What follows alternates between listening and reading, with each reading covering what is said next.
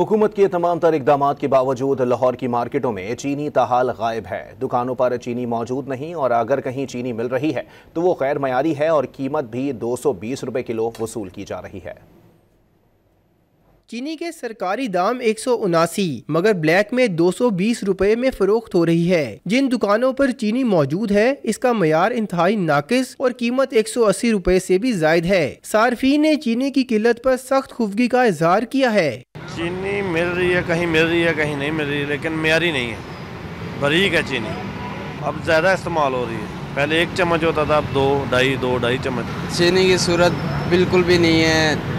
पहले मोटी चीनी आ रही थी, अब बारीक चीनी आ रही है, तो इसमें कोई इंटरेस्ट नहीं है, मज़ा नहीं आ रहा।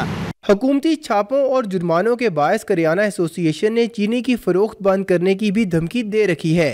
सेल में फ़र्क पड़ा है, जो 5 किलो लेता था वो 1 किलो ले रहा है।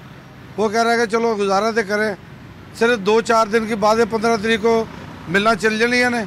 आम चीनी हुई नहीं है, लेकिन 179 तो भी रेट घट जाएगा, 150-60 रुपये रेट आएगा। सार्फिन की राय में आए रोज अशिया ज़रूरिया के दाम बढ़ा दिए जाते हैं, जबकि हुकूमती इदारों ने चुप साध रखी है। कैमरामैन फारूक अहमद के साथ मोहम्मद तैमूर, डॉन न्यूज़, लाहौर।